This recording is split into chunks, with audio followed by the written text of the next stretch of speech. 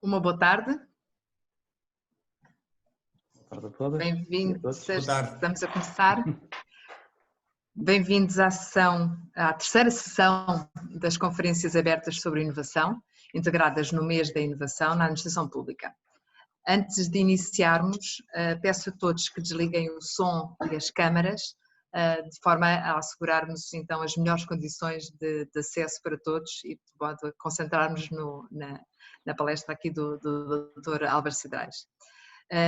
Alerto para que os participantes podem depois utilizar o chat, onde diz aqui bate-papo, para colocar as questões que queiram colocar ao nosso orador e que depois serão respondidas no final da apresentação. Para falar então sobre o tema de hoje, um tema muito atual e sempre muito interessante, inovação e desenvolvimento humano, este é o tema de hoje. Temos connosco o Dr. Álvaro Cidrais, docente e investigador da Universidade de Lusíada de Lisboa. Muito obrigada, Dr. Álvaro Cidrais, por ter aceito o nosso convite e vamos então passar a palavra para si. Bem, primeiro que tudo, obrigado eu, não sei se me estão a ouvir bem, espero que sim. É com imenso agrado que aqui estou, obrigado pelo convite. Entretanto, já vi que estava aí o Jorge Valente, para ti um grande abraço e para todos aqueles que também me conheçam de outras andanças, nomeadamente o Fórum Cidadania e Território, onde também nasceram muitas destas ideias.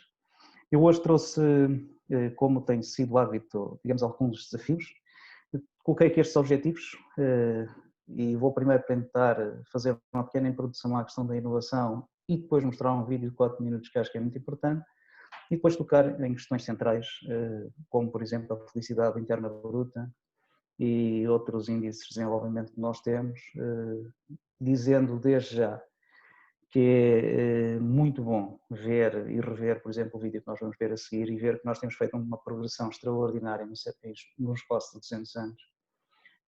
E tudo isto graças àquilo que eu chamo de inovação cruzada. Eu começava por chamar a atenção do seguinte, algumas ideias-chave sobre a questão da inovação. Primeiro, a inovação é a concretização de uma ideia, de uma nova ideia, às vezes de uma velha ideia reciclada. E há muitos tipos e causas para poder fazer inovação.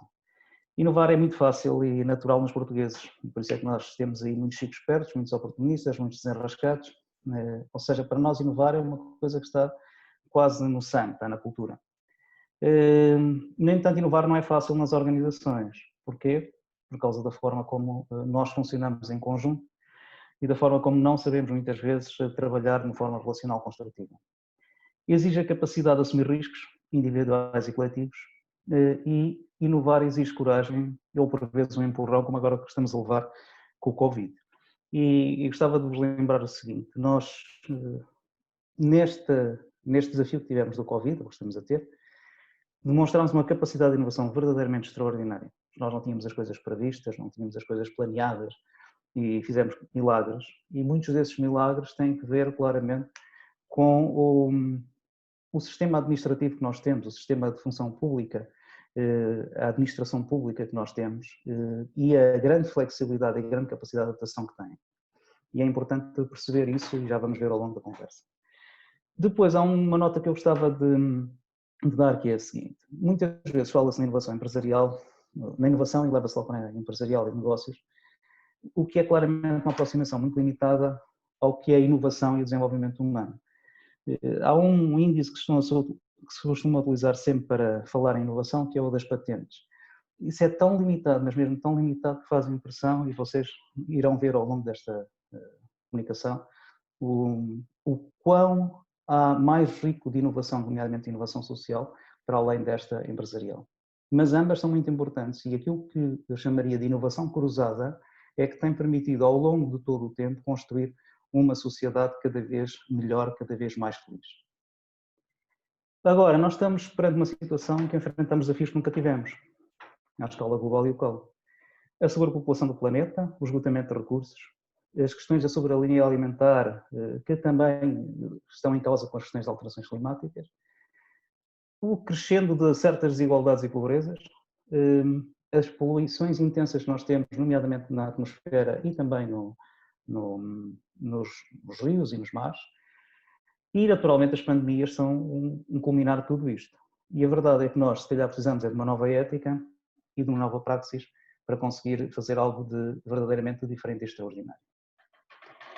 E é isso que tem aparecido nos últimos 5 anos. Eu trouxe-vos aqui o ciclo de inovação social, ele nasce sempre quando há uma oportunidade ou um desafio, gera-se ideias, desenvolvem-se testes, fazem-se soluções e depois distribuem-se as soluções, fazem-se com que elas possam ser assumidas por um conjunto de pessoas e isso permite, ao longo de todo o processo, e que se repete e multiplica várias vezes, um aumento do nível de bem-estar e desenvolvimento humano. E gostava de chamar a atenção que o desenvolvimento humano e crescimento económico não têm nada a ver um com o outro. Podem estar ligados, mas não são a mesma coisa. O desenvolvimento humano pressupõe um conjunto de variáveis, que veremos mais à frente, que o crescimento económico não considera sequer. E, hoje em dia, percebemos que a sustentabilidade é um dos elementos essenciais para o desenvolvimento humano. Para nós produzirmos inovação, hoje em dia, usamos muito o design thinking. É, portanto, um processo que tem inspiração, ideação, implementação, criação de protótipos. Está muito evoluído já, temos várias entidades que o fazem com modelos ligeiramente adaptados, portanto podemos utilizar isto a qualquer momento, quando queiramos. E hoje em dia já se fala numa outra coisa, e utiliza-se muitas vezes no pensamento conjunto, para produzir não só design thinking, mas também future thinking. Ou seja, perspectivar o futuro e abrir novas hipóteses. E para fazer isto, é interessante, e eu vou tentar fazer agora, mostrar-vos um vídeo, voltarmos ao passado e ver a progressão extraordinária que nós fizemos durante alguns anos. Vou tentar passar agora, ou compartilhar uma outra dimensão, um vídeo. Vamos ver se isto corre tudo bem.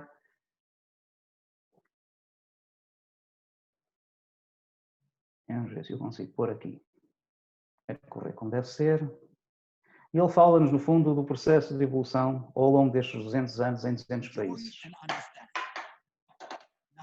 I'm going to try something I've never done before. Animating the data in real space with a bit of technical assistance from the crew. So, here we go. First, an axis for health. Life expectancy from 25 years to 75 years. And down here, an axis for wealth. Income per person. $400, $4,000, and $40,000. So down here is poor and sick, and up here is rich and healthy. Now, I'm going to show you the world 200 years ago, in 1810. Here come all the countries. Europe brown, Asia red, Middle East green, Africa south of Sahara blue, and the Americas yellow.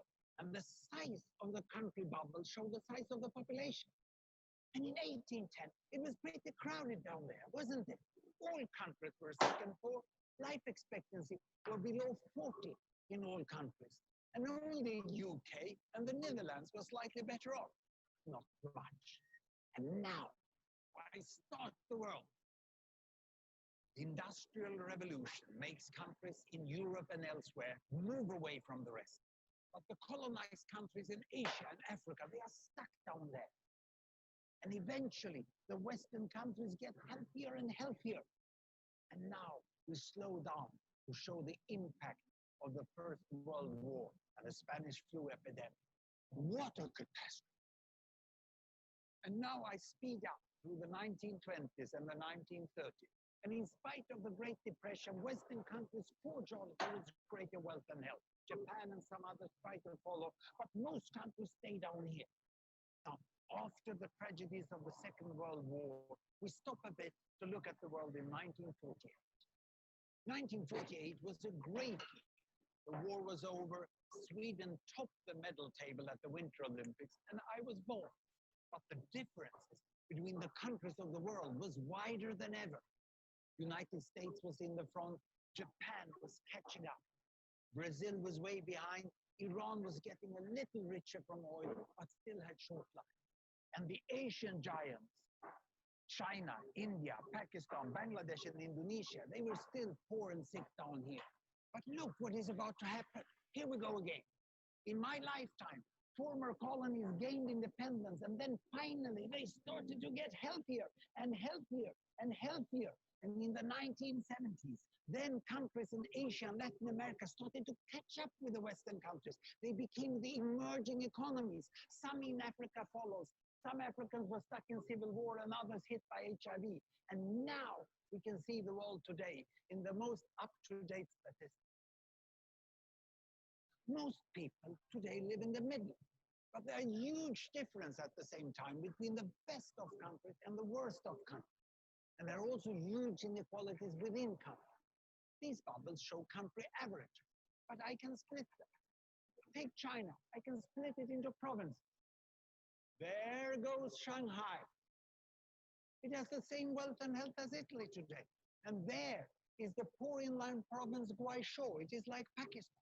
And if I split it further, the rural parts are like Ghana in Africa. And yet, despite the enormous disparities today, we have seen 200 years of remarkable progress. That huge historical gap between the West and the rest is now closing. We have become an entirely new converging world. And I see a clear trend into the future. With aid, trade, green technology and peace, it's fully possible that everyone can make it to the healthy, wealthy corner. Well, what you have seen in the last few minutes is a story of 200 countries shown over 200 years and beyond. It involves plotting of 120,000 numbers.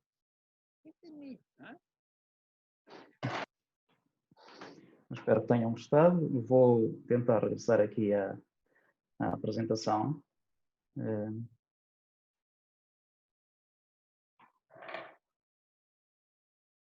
Já estão a ver a apresentação?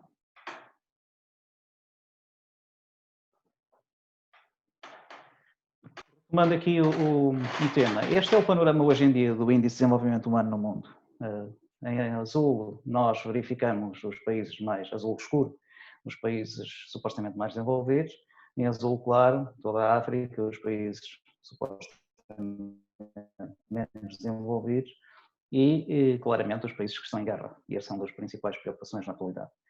Se olharmos para Portugal, verificamos uma coisa interessante, e este Índice de Desenvolvimento Humano considera sempre a educação, a saúde e o rendimento, várias variáveis neste componente. Se verificarmos na linha vermelha, embora nos últimos anos com menos força, digamos assim, mas tem também desigualdades internas relativamente grandes, nomeadamente entre Lisboa, por exemplo, e o Alentejo, o Alto Alentejo, o Beira Interior Sul. Portanto, há diferenças e desigualdades relativamente significativas. O que é interessante perceber é que o Índice de Desenvolvimento Humano, hoje em dia, é muito criticado, já não tem aquele valor que teve no passado em termos de consideração como um grande elemento, e o FIB, que surge em 1970 no Butão, mas depois vai tendo várias evoluções e só em 2012 é que a ONU o assume como um indicador interessante de felicidade interna bruta, portanto, desenvolvimento humano. Já não considera apenas 3 dimensões, mas considera 9.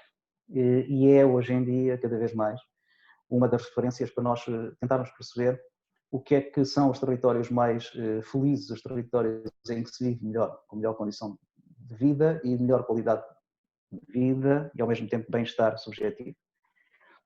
E o que isso nos permite verificar no último World Happiness Report de 2020 é que a Finlândia, a Dinamarca, a Suíça, estão aqui os 10 do lado esquerdo, os 10 países mais desenvolvidos, mais felizes do mundo, nesta altura do campeonato. Começa-se a perceber a partir desta altura que os países que estão ao mesmo tempo mais felizes também têm algo muito interessante, que é a combinação entre um Estado mais participado e mais consciente e uma administração pública mais resiliente e mais capaz de suportar todo o desenvolvimento. E nos últimos 2, 3 anos tem vindo a surgir, nomeadamente na Austrália, esta outra abordagem, que é o Perma Plus, que no fundo é uma abordagem positiva da felicidade, a partir da psicologia positiva, e também transposta para a qualidade de vida e de bem-estar da comunidade. E está-se a chegar a um nível tão interessante de inovação que o orçamento de Estado da Nova Zelândia, neste momento, tem este nome, Wellbeing Budget, 2020, Rebuilding Together, tem na sua origem esta percepção também de que não podemos fazer orçamentos virados para as finanças, para a economia, setoriais, partidos, mas sim para os impactos que realmente queremos produzir. E, portanto, se queremos uma nação produtiva, o bem-estar das crianças, as pessoas com maior saúde mental, ou seja, com maior bem-estar, e uma economia mais resiliente, então nós temos que pensar de forma diferente. E aqui está outro nível de inovação interessante, mesmo ao nível das políticas nacionais. E depois, nós não podemos nunca esquecer que grande parte da inovação nos últimos anos, nos países mais subdesenvolvidos, dentro de muitas aspas, tem inspirações como do Yunus, Prémio Nobel, tem um conjunto de princípios que fizeram verdadeiros milagres e nós só precisamos de copiar, adaptar e melhorar, ou seja, fazer benchmarking do que está a ser feito nestes territórios. Note-se que, acima de tudo, com mulheres.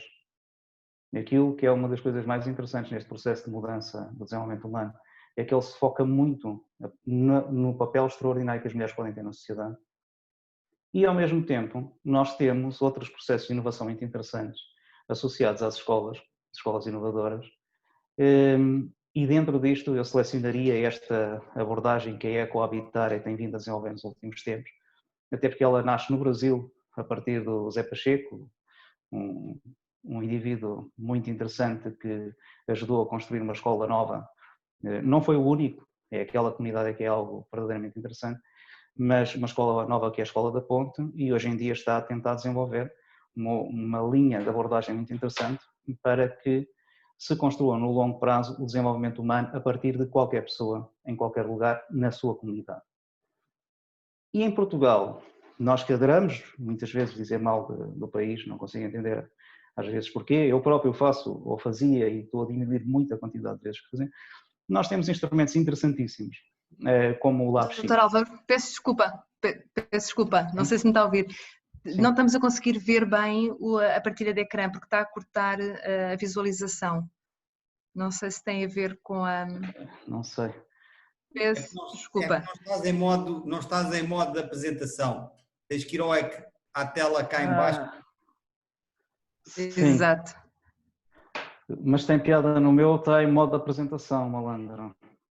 Deixa-me cá ver se...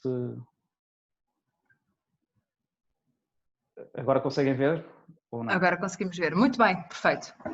Ok. Então, obrigada. Pronto, foram estes os que não viram, eu não volto a repetir, mas pronto, a ideia no fundo é esta, as mulheres podem ser um ponto central, a escola claramente é essencial. Mais uma vez, Portugal tem coisas magníficas, o Zé Pacheco inventou esta linha de trabalho com um conjunto de outras pessoas, isto é feito na comunidade, com a comunidade. E em Portugal temos mais este exemplo interessantíssimo, mais um instrumento que vale a pena lembrar, que pode desenvolver todo um trabalho na área da administração pública, ou ajudar a desenvolver. E eu queria só salientar uma última coisa, que é a seguinte, é nas comunidades, é ao nível local, que nós fazemos a inovação certa para aquele nível local. E isso ficou provado com o Covid. Nesta situação, nós tivemos uma capacidade de resposta extraordinária ao nível educativo e ao nível da saúde. Exatamente onde temos uma autonomia, uma descentralização muito grande na capacidade de resposta nos centros de saúde, nos hospitais e nas escolas. E, portanto, era bom ficar com esta nota para o futuro. Passo agora à questão das perguntas. Obrigado por este momento. Muito obrigada, Dr. Álvaro Cidrais. Recordo que os participantes podem colocar as questões por escrito aqui no chat, de forma a que possamos chegar a algumas questões para o Dr. Álvaro. Já nos chegou aqui uma questão, muito bem, muito obrigada. Em termos de direitos das crianças, existem estudos que permitam já verificar o impacto positivo do investimento que tem vindo a ser feito? Esta é a questão colocada. Acho que é uma pergunta mesmo muito importante, desconheço. Desconheço se está feito. Não tenho, por acaso, feito esse tipo de trabalho, é uma pergunta interessante para explorar a seguir. Sinceramente, julgo que na maior parte dos casos não. Haverá ainda caminho para percebermos os resultados também desses estudos, não é? Sim, exatamente. Mesmo em Portugal Vou nós colocar... não temos. Sim. Vou colocar então uma questão. No seu entender, qual é o papel de que a administração pública deve ter ou poderá ter para o desenvolvimento humano e para a inovação? O papel que nós, enquanto organismos da administração pública, poderemos ter neste âmbito? Eu acho que há uma evidência histórica de que, pelo menos uma coincidência histórica, entre os tempos de desenvolvimento humano e os altos níveis de desenvolvimento humano e a existência de sistemas de administração pública cada vez mais consistentes e cada vez também mais participados. Eu diria que se nós não tivéssemos a retaguarda da administração pública que temos, tanto ao nível local como ao nível central, nós não tínhamos a criação de um ecossistema inovador para podermos desenvolver várias soluções em vários territórios. É fácil às empresas trabalharem em Portugal, por exemplo, porque há toda uma retaguarda que vai funcionando e que vai melhorando a sua capacidade de funcionar. E se nós formos olhar, por exemplo, para a América Latina e para a África, há um problema central em ambos os sítios, que é exatamente uma incapacidade da administração pública responder com consistência ao longo do tempo aos desafios que vão sendo colocados. É claro que em África há um outro aspecto que é a paz, ou seja, a ausência de paz, a guerra constante. E isso, por si só, é muito preocupante. Mas eu diria que se não houver uma administração pública consistente e inovadora, inclusivamente, não há um ecossistema favorável ao aproveitamento de toda a inovação que vai surgindo nas empresas, de toda a inovação que vai surgindo nas associações, nas cooperativas, em todas as instituições e em outros pequenos organismos desconcentrados e descentralizados do Estado. Por isso eu diria que é muito importante. Agora, pode haver uma questão, podemos melhorar sempre, e se nós conseguirmos que os nossos líderes e as nossas lideranças, não é só o líder, mas a forma como eles se relacionam entre si, se nós conseguirmos que eles tenham maior liberdade, menor sentimento de peso se falharem na experiência, ou no fundo se tiverem maior autonomia para poder tomar decisões, eventualmente poderão criar um contexto favorável à inovação ainda melhor do que aquilo que nós temos na atualidade. E eu diria que essa é uma aposta estratégica e está a ser feita também, já verifica isso, que é a transformação dos líderes, a sua formação em sistemas de inovação, de liderança e de colaboração. E isso vai dar criar um contexto muito mais favorável para emergir a inovação. Neste Covid mostrou-nos uma coisa giríssima, que é, tivemos que acabar muitos bloqueios, fizemos desaparecer vários bloqueios e a inovação instalou-se naturalmente. E, portanto, leva-me a crer que se nós trabalharmos estas duas questões da liderança e do desbloquear certos caminhos, temos um potencial de inovação e de readaptação às novas realidades muito grande. Está aqui a fazer a ponte para a minha segunda pergunta, que era quais os bloqueios à inovação? Que bloqueios são esses que nós conseguimos identificar? Alguns dos bloqueios até conseguimos pensar que serão alguns dos bloqueios da própria organização, alguns bloqueios próprios, pessoais, algumas resistências, se quisermos, à inovação, que levará depois ao desenvolvimento humano. Exatamente. Eu acho que nós temos o primeiro bloqueio de todos, é um autobloqueio, ou seja, nós próprios, pela escola, pela família que temos ao longo do tempo, somos ensinados a não errar e portanto, a não experimentar. E quando vamos assumindo lugares de responsabilidade, temos cada vez mais receio em levar os outros para os nossos erros.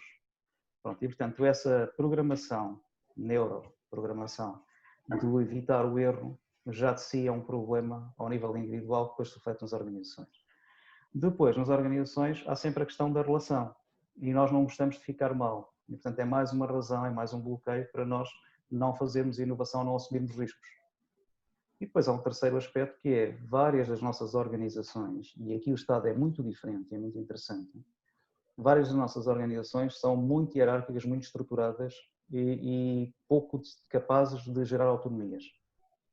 Em contrapartida, na educação e na saúde, nós felizmente temos níveis de flexibilidade e de autonomia, de responsabilidade mais elevados.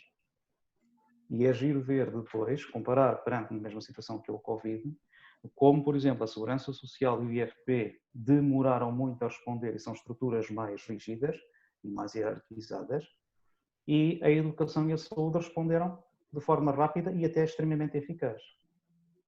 Há aqui um outro elemento que também tem que ser tido em conta, que é a qualificação das pessoas nestes setores, da saúde e da educação, é de facto também de níveis superiores a que predomina. Há um outro assunto que tem que ser estudado, que é o seguinte: a flexibilidade está muitas vezes associada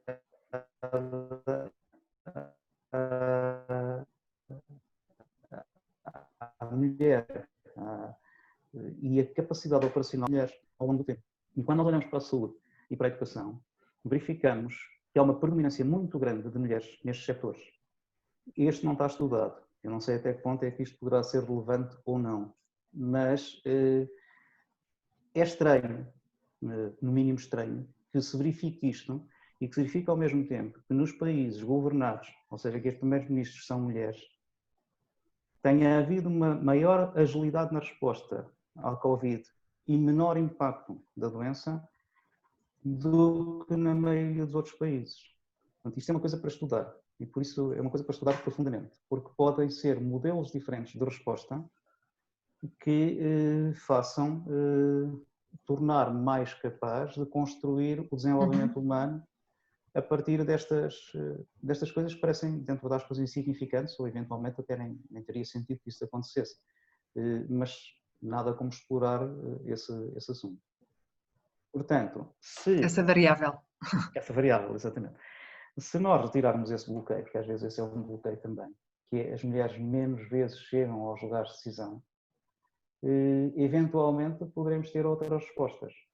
Pronto, isto depois tem que ver com a tal praxis que é preciso mudar, porque isto depois tem que ver também com a própria vida das mulheres em família, e o teletrabalho tem mostrado que as mulheres são muito mais vulneráveis e, portanto, não têm tanta facilidade em poder estar a dedicar tempo a outras funções para além da família, e isto são daqueles bloqueios indiretos que nós temos e que temos que analisar. Não estou a dizer que é obrigatório, que é assim, mas têm que ser analisados para eventualmente se resolver.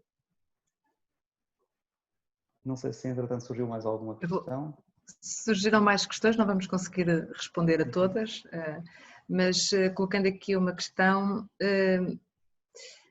o Dr. Álvaro não acha que temos ainda muito poucos agentes educativos, professores, que bebem do conhecimento do espetacular?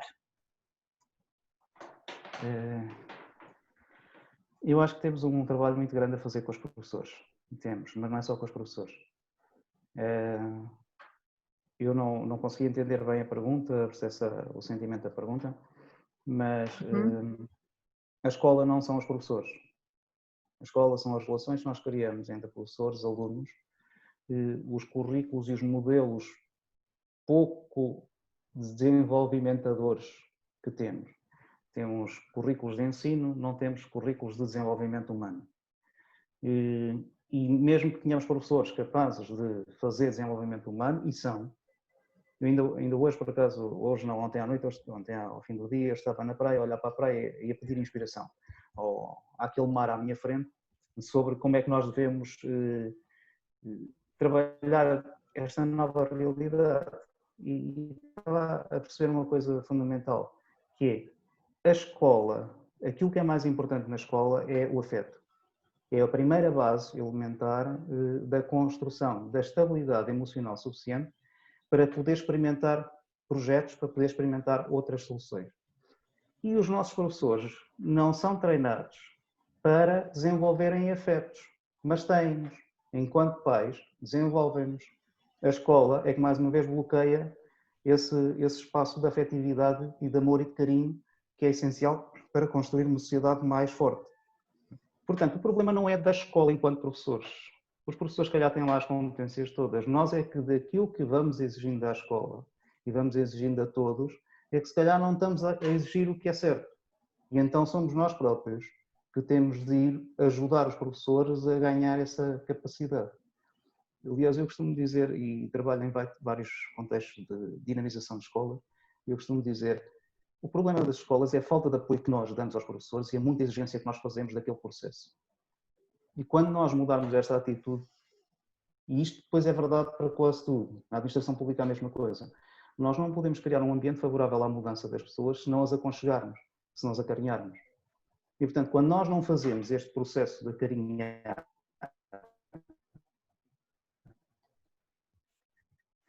exigir, mas acarinhar ao mesmo tempo, é natural que nós não tenhamos condições de uma mudança, uma inovação, que é muitas vezes corretora e estabilizadora só por ser nova. Portanto, eu acho que estas questões são centrais neste processo. Mais alguma questão? São questões que temos que estudá-las e aprofundar e perceber todas aquilo que nós falávamos há pouco, né? Das variáveis, das múltiplas condições também locais, regionais, pessoais e da forma como estamos e somos, tanto nas organizações como também na forma como trabalhamos e nos relacionamos com os nossos colegas e estamos na profissão. Como já não vamos ter mais tempo para conseguirmos dar resposta a alguma questão, apesar de ter sido muito breve, mas foi muito bom e agradecer a sua disposição para estar aqui, para estarmos a fazer esta apresentação sobre o desenvolvimento humano e a inovação e a relação que se estabelece neste caminhar do desenvolvimento humano. Portanto, agradecer, Dr. Álvaro, pela sua disponibilidade, pelo seu tempo que teve aqui connosco a transmitir os seus conhecimentos. E antes de encerrarmos, informamos que a gravação desta sessão será disponibilizada no canal do YouTube da Inovação AP. A próxima conferência realiza-se já amanhã, dia 17 de julho, às 15 horas, com o tema Inovações no CEGER. As inscrições podem ser feitas no site do INA, em ina.pt.